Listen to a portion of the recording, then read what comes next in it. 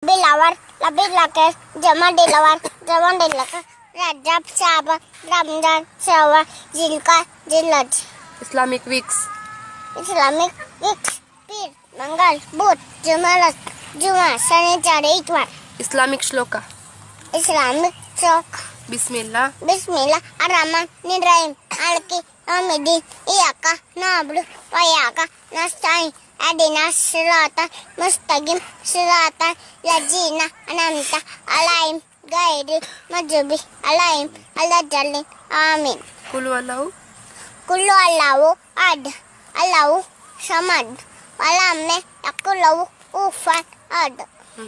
Kul auzu. Kulauju Rabbinas Malkina Rainas Min Sharri Waswasi Kanas Alaji Yuwaswisu Pisudinas Pinajalati Anas. Iyaza. Yaja Nasrullahi wal Fatah Karatanas Edukuluna Fidinilai Afaja Fasabi Diamdi Rabika Astavilau Kinau Kanatawaba Innatena illodu. Naitana Kalkosa Fasali Nerabika Wana Inasanika Uwai Astar La ilaha. Laila Ilala Muhammadu Rasulullah Inatana Kalkosa Fasali Nerabika Wana Inasanika Uwai Astar. Islamic Islam ke 5 Fine food. Islamic Islamic fine food. Five Kalma Padna.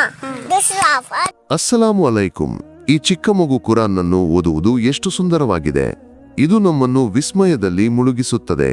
ಕುರ್ಆನ್ ಎನ್ನುವುದು ಕಾಲಾತೀತವಾಗಿ ಓದಲ್ಪಡಬೇಕು, ಬರೆಯಲ್ಪಡಬೇಕು ಮತ್ತು ಪೋಷಿಸಲ್ಪಡಬೇಕಾದ ದೈವಿಕ ಸಂದೇಶವಾಗಿದೆ.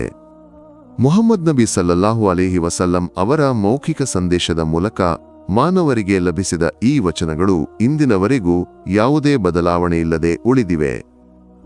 ಒಂದೇ ಒಂದು ಅಕ್ಷರವೂ ಬದಲಾಗದೆ ವಿಶ್ವವನ್ನು ಪೋಷಿಸುವ ಅಲ್ಲಾಹನ ಈ ಪವಿತ್ರ ಗ್ರಂಥ, ಪವಿತ್ರ ಕುರ್ಆನ್, ವೈಯಕ್ತಿಕ ಮತ್ತು ಸಾಮಾಜಿಕ ಜೀವನದ ಮೇಲೆ ಗಾಢ ಪ್ರಭಾವ ಬೀರುತ್ತದೆ. ಒಟ್ಟಾಗಿ ಜೀವಿಸುವ ಒಂದು ಒಳ್ಳೆಯ ಸಮಾಜವನ್ನು ರೂಪಿಸಲು ಪವಿತ್ರ ಕುರ್ಆನ್ನಲ್ಲಿ ಹಲವಾರು ಸಲಹೆಗಳಿವೆ. ಹಳೆಯ ಇತಿಹಾಸ, ಅದರಿಂದ ಕಲಿಯಬೇಕಾದ ಪಾಠಗಳು, ಈ ಜಗತ್ತು ಎದುರಿಸುತ್ತಿರುವ ಸವಾಲುಗಳು, ಇವೆಲ್ಲವನ್ನೂ ಕುರ್ಆನ್ ತುಂಬಾ ಸ್ಪಷ್ಟವಾಗಿ ವಿವರಿಸುತ್ತದೆ. ವಿಶ್ವದ ಆರಂಭದಿಂದ ಕೊನೆಯವರೆಗೆ ಇಷ್ಟು ಸ್ಪಷ್ಟವಾಗಿ ವಿವರಿಸುವ ಬೇರೊಂದು ಗ್ರಂಥವನ್ನು ನಾವು ಕಾಣಬಹುದೇ? ಖಂಡಿತವಾಗಿಯೂ ಇಲ್ಲ. ಕುರಾನ್ನನ್ನು ಯಥಾರ್ಥವಾಗಿ ಅರ್ಥಮಾಡಿಕೊಂಡರೆ ಅಲ್ಲಾಹನನ್ನು ಗುರುತಿಸಲು ಸಾಧ್ಯವಾಗುತ್ತದೆ ಎಂಬುದರಲ್ಲಿ ಸಂಶಯವಿಲ್ಲ. ಅದಕ್ಕಾಗಿ ನಮ್ಮ ಮಕ್ಕಳನ್ನು ಮತ್ತು ಕುಟುಂಬದ ಸದಸ್ಯರನ್ನು ಕುರಾನ್ನೊಂದಿಗೆ ಸಂಪರ್ಕಿಸಲು ನಾವು ಯಾವಾಗಲೂ ಪ್ರಯತ್ನಿಸಬೇಕು. ಏಕೆಂದರೆ ಇಂದು ಸಮಾಜದಲ್ಲಿ ಕುರಾನ್ನನ್ನು ದೃಢವಾಗಿ ಹಿಡಿದಿಟ್ಟಿರುವ ಮನುಷ್ಯರು ಬಹಳ ಕಡಿಮೆ. ಅದಕ್ಕಾಗಿಯೇ ಇಂದು ಅಲ್ಲಾಹನ ಆಶೀರ್ವಾದ ಮತ್ತು ಮನಸ್ಸಿನ ಶಾಂತಿ ಕಡಿಮೆಯಾದ ಸ್ಥಿತಿಯನ್ನು ನಾವು ಕಾಣುತ್ತಿದ್ದೇವೆ. ಮನುಷ್ಯರಿಗೆ ಎಷ್ಟೇ ಸಂಪತ್ತಿದ್ದರೂ ಮನಸ್ಸಿನ ಶಾಂತಿ ಇಲ್ಲದೆ ಜೀವಿಸುವ ಸ್ಥಿತಿ ಹೆಚ್ಚಾಗುತ್ತಿದೆ.